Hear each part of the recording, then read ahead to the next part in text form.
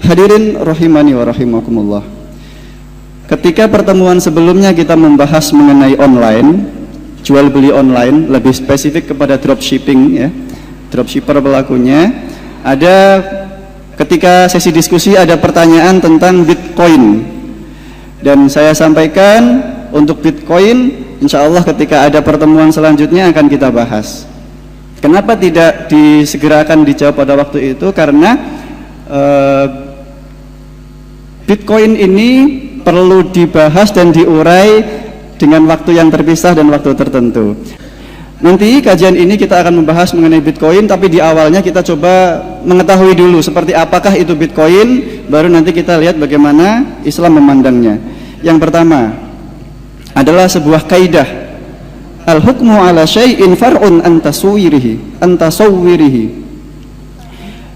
Ketika kita mau mengetahui hukum dari segala sesuatu, hukumnya bagaimana, Bitcoin hukumnya bagaimana, maka kita harus kenal dulu nih dengan Bitcoin, apa yang mengikutinya, bagaimana penjabaran tentang Bitcoin. Kalau kita tidak tahu, maka tidak ada hukum baginya. Harus mengetahui dulu, baru dikeluarkan hukumnya. Baik, untuk yang pertama, nanti kita coba mengurai sedikit tentang ruang lingkup dari Bitcoin. Kemudian selanjutnya sejarahnya dari mana, regulasi di negara kita seperti apa, dan kemudian selanjutnya fikih, bagaimana sudut pandang fikih untuk melihat fenomena ini, Bitcoin, mata uang zaman now gitu ya ceritanya. Oke. Ada 3 hal mendasar yang perlu kita ketahui bersama. Yang pertama adalah mining gitu ya, mining. Bitcoin, koinnya bisa muncul kalau ada mining. Siapa miner? Miner itu para penambang. Kalau kita bisa tahu di toko perhiasan itu ada emas, maka ada yang nambang emas, ada yang gali emas, kemudian diproses, dikasih zat kimia, dijadikanlah emas. Ada emas batangan, ada sudah jadi perhiasan.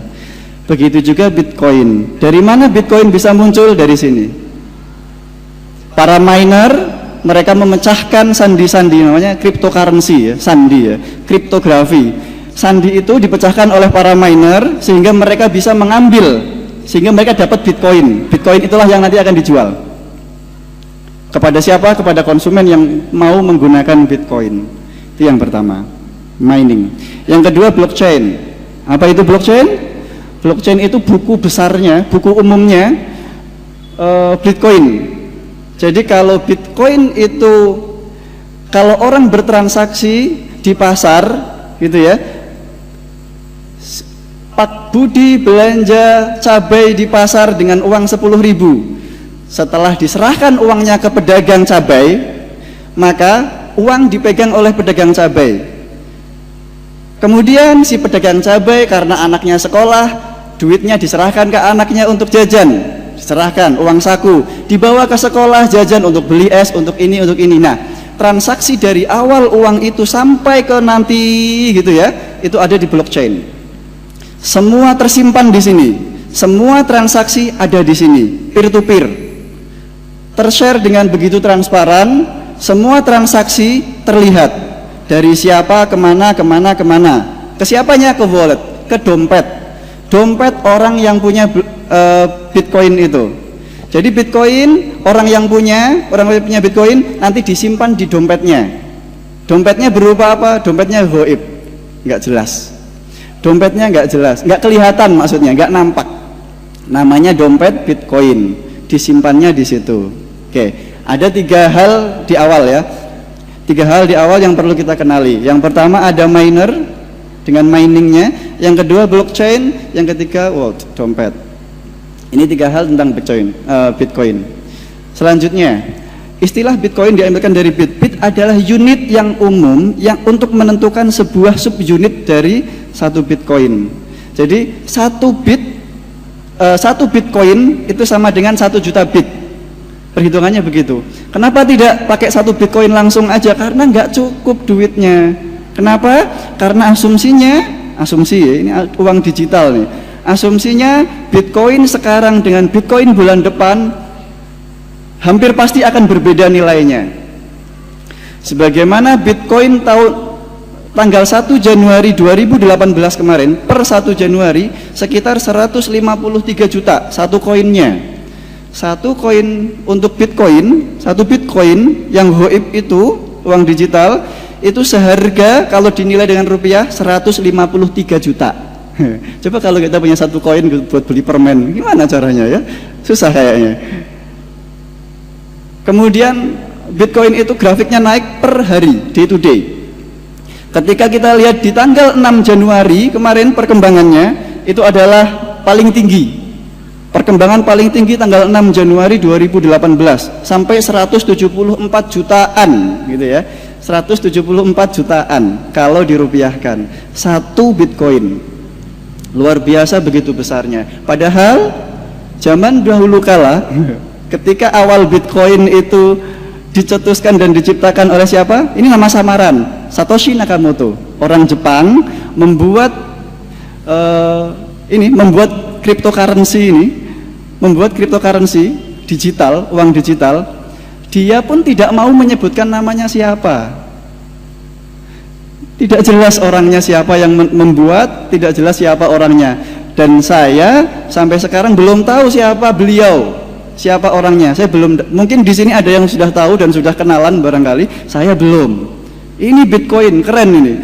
Uangnya goib, digital, yang menciptakan juga nggak jelas orangnya, namanya nggak tahu, pakai nama samaran. Mungkin kalau di Indonesia namanya Mawar gitu ya. Ini Satoshi Nakamoto, nama samaran, bukan nama yang sesungguhnya. Tahun 2009 ini diciptakan, dan Bitcoin ini hanya bisa diambil, digali oleh para miner sampai mentok tahun 2140, ya sekitar 100 tahun lebih lah, 100 tahun yang akan datang kurang lebih gitu ya. Itu di stop, udah setelah itu nggak bisa lagi Bitcoin, ada masanya. Dan dibatasin sama yang buat ini 21 juta Bitcoin. Kalau sekarang satu Bitcoinnya itu 100 tahun tanggal 6 Januari kemarin 174 jutaan, berarti kalau dikalikan 21 juta, nggak tahu berapa banyak itu Bitcoin, berapa banyak uang yang ada di digital itu untuk transaksi. Ini gambaran sepintas tentang Bitcoin gitu ya. Oke, ini pengertian yang ingin saya sampaikan untuk antum semuanya untuk mempermudah. Bitcoin adalah sebuah mata uang digital, sebuah mata uang digital yang tersebar dalam jaringan peer-to-peer.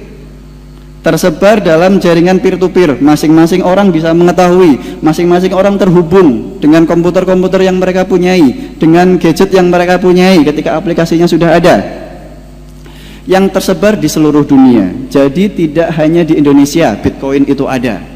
Bitcoin ada di seluruh dunia, di seluruh negara yang menggunakan Bitcoin ini.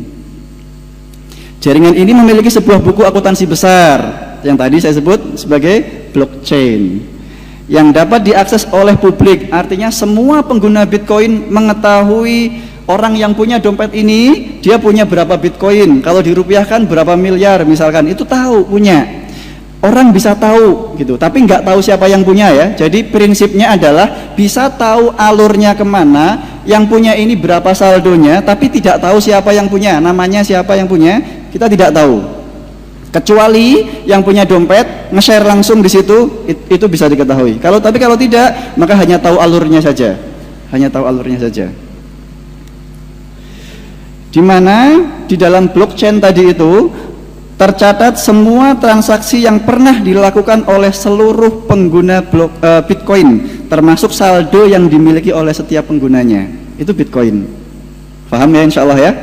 Bitcoin. Seperti itulah mata uang digital yang sejak tahun 2009 sebenarnya sudah berjalan, dan sekarang tahun 2018, 9 tahun sudah berjalan di muka bumi ini gitu ya. Bitcoin memiliki beberapa keunggulan. Yang pertama, transfer instan secara peer-to-peer. Jadi artinya ketika tadi orang sudah menggunakan Bitcoin, dia sebagai pengguna Bitcoin, maka dia bisa transfer kemanapun, bukan hanya di Indonesia. Antum punya saudara di Finlandia ya, antum punya saudara di Finlandia, pengen transfer ke sana 2 Bitcoin misalkan, 2 Bitcoin itu sekitar 350 juta, transfer aja, transfer, paling biayanya sekitar 500 sampai 3.000 rupiah. Itu biaya yang dikeluarkan oleh Bitcoinnya untuk jasa transfernya itu. Jadi transfernya instan dan sangat cepat. Hitungannya dalam hitungan detik. Jadi bukan hitungan hari lagi. Bukan hitungan hari lagi. Kalau kita mau transfer ke antar bank setelah lewat dari jam 3 jam 4 sore, maka sampainya besok. Bitcoin enggak. Hitungan detik sampai. Transfer kemana saja sebagai salah satu keunggulannya. Selanjutnya biaya transfer sangat kecil. Tadi ya, antara 500 sampai 3.000 rupiah. Transfer bersifat irreversible. Kemudian selanjutnya Bitcoin bersifat pseudomorph. Bitcoin tidak dikontrol oleh lembaga atau pemerintah apapun, termasuk Indonesia. Jumlahnya terbatas, 21 juta Bitcoin mentoksnya nanti ya. Dan sekarang sudah sekitar 14 juta, hampir separuhnya lebih Bitcoin sudah ditambang oleh para penambang. Jadi nggak tahu, mungkin tahun depan Bitcoin sudah habis ditambangnya gitu ya, nggak tahu. Jumlahnya terbatas, mulai ramai pembeli dan pengguna. Ketika semakin banyak pengguna Bitcoin, maka mata uang digital ini akan diakui oleh para pengguna itu dan bisa digunakan oleh para mereka. Gitu ceritanya. Sebelum kita sampai kepada bagaimana menghukuminya. Inilah Bitcoin kita. Bitcoin yang berada di sekeliling kita maksudnya. Selanjutnya, ini contoh dari penambang. Jangan disangka penambang itu hanya orang yang punya satu PC, satu komputer atau satu laptop, kemudian dia pintar dengan ilmu kriptografi, maka dia akan mendapatkan hasilnya itu sebagai Bitcoin. Satu yang buat penambangan bisa dulu pertama bisa muncul 50 Bitcoin, kemudian berkurang menjadi 25. Mungkin sekarang kalau orang nambang nemunya cuma 1 Bitcoin barangkali. Nah, inilah yang digunakan oleh para penambang. Saya ambil 2 contoh. Yang pertama di North America, di Amerika Utara, karena Amerika Utara adalah salah satu negara yang dia melegalkan Bitcoin. Di dunia ini yang ratusan negara, hanya ada 6 negara yang melegalkan Bitcoin. Hanya ada 6 negara. Amerika Serikat, Jepang, Rusia, Denmark, Finlandia, satu lagi saya lupa. Ada 6 yang melegalkan Bitcoin. Dan ini salah satu contoh penambang di Amerika Utara. Seperti ini mesinnya yang mereka gunakan. Jadi tidak seperti home industry rumahan yang biasa yang kita bayangkan gitu ya, kayak programmer. Ini lebih daripada itu. Untuk mendapatkan koin yang dianggap berharga dengan nilai digital yang ada di sana dan sangat fluktuatif. Selanjutnya ada contoh di Mongol. Seperti itulah mesin-mesin yang mereka gunakan untuk bisa menambang Bitcoin. Dan luar biasa, mengambil atau bayar listriknya, wis pokoknya gajinya presiden ya gitu ya. Bayar listrik untuk bisa menambang seperti ini, gajinya luar biasa.